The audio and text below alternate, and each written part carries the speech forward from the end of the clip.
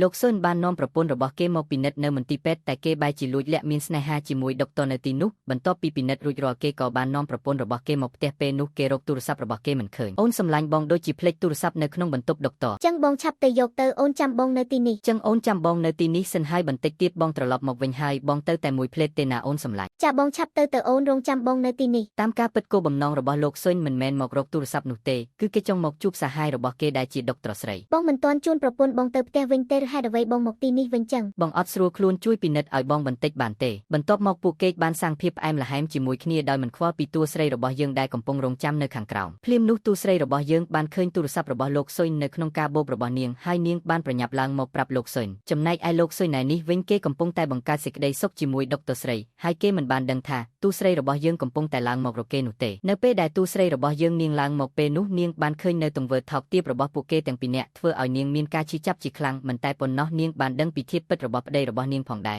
ការពិតទៅប្តីរបស់នាងរៀបការជាមួយនាងគឺគ្រាន់តែដើម្បីលុយតែប៉ុណ្ណោះហើយលោកស៊ុញនិងដុកទ័រស្រីពួកគេទាំងពីរនាក់គឺកំពុងតែរៀបគម្រោងការដើម្បីសម្លាប់នាងនិងកូននៅក្នុងផ្ទៃរបស់នាងផងដែរហើយពួកគេនឹងដណ្ដើមយកក្រុមហ៊ុនរបស់នាងទាំងមូលមកកាន់កាប់បន្ទាប់ពីបានដឹងរឿងអស់ហើយនាងបានរត់ចេញទៅទាំងសេចក្តីឈឺចាប់ជាទីបំផុតនៅពេលដែលនាងរត់ចេញទៅខាងក្រៅស្រាប់តែមានឡានមួយបើកយ៉ាងលឿនមកបុកនាងមួយទំហឹងធ្វើឲ្យនាងដួលហើយសន្លប់បាត់ស្មារតីពេលនោះតួស្រីរបស់យើងក៏ត្រូវបានគេយកមកមន្ទីរពេទ្យពេលនោះលោកស៊ុននិងសហាយរបស់គេបានទៅមើលតួស្រីរបស់យើងផងដែរដោយសារតែពេលនោះជាឱកាសល្អដុកទ័រស្រេកបានឲ្យលោកស៊ុញសម្លាប់ដេញយកតួស្រីរបស់យើងតែសំណាងល្អនាងបានដឹងខ្លួនហើយយកបានទាញយកកាំបិតពីលោកស៊ុនធ្វើឲ្យគេមានការផិតភ័យក៏បាននិយាយថាអូនសម្លាញ់ឆាប់ឲ្យកាំបិតមកបងយកទៅចិត្តផ្លែប៉ោមឲ្យអូនញោមល្អណាស់ខ្ញុំចង់ញោមផ្លែប៉ោមផ្អែមឆាប់ទៅយកមកឲ្យលឿនមកដោយឃើញកាយវិការនិងការនិយាយស្ដីរបស់តួស្រីរបស់យើងចម្លែកពួកគេទាំងពីរនាក់គិតថាប្រហែលជានាងបាត់បង់ការចងចាំបាត់ហើយតែពួកគេមិនបានដឹងថានោះគឺគ្រាន់តែជាការសម្ដែងរបស់តួស្រីរបស់យើងតែប៉ុណ្ណោះបន្ទាប់មកពួកគេបានចុះមកសាងសេចក្តីសុខដើម្បីអបអរសាទរដែលគម្រោងការរបស់ពួកគេបានជោគជ័យ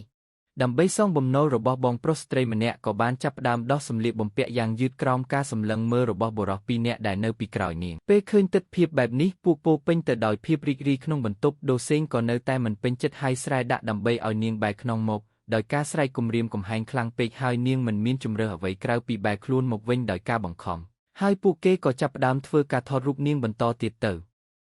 ស្អែកឡើងនាងបានមកជួបដូសេងដើម្បីនិយាយគ្នាតែមើលទៅដូសេងដូចមិនចង់និយាយអ្វីជាមួយនាងឡើយហើយពេលនាងមកដល់ក្នុងឡានវិញមើលទៅនាងដូចជាមិនសប្បាយចិត្តតតែសោះលុះថ្ងៃបន្ទាប់នាងបានទៅជួបដូសេងម្ដងទៀតដើម្បីឲ្យដូសេងលុបរូបភាពរបស់នាងចេញតែដូសេងបាននិយាយថាគេនឹងលុបរូបនោះនៅពេលដែលនាងសងប្រាក់ហើយពេលនោះដៃគូរបស់ដូសេងក៏បានព្យាយាមជួយនិយាយអង្វរឲ្យនាងប៉ុន្តែត្រូវបានដូសេងដេញរូបគេចេញពីបន្ទប់បាត់ទៅ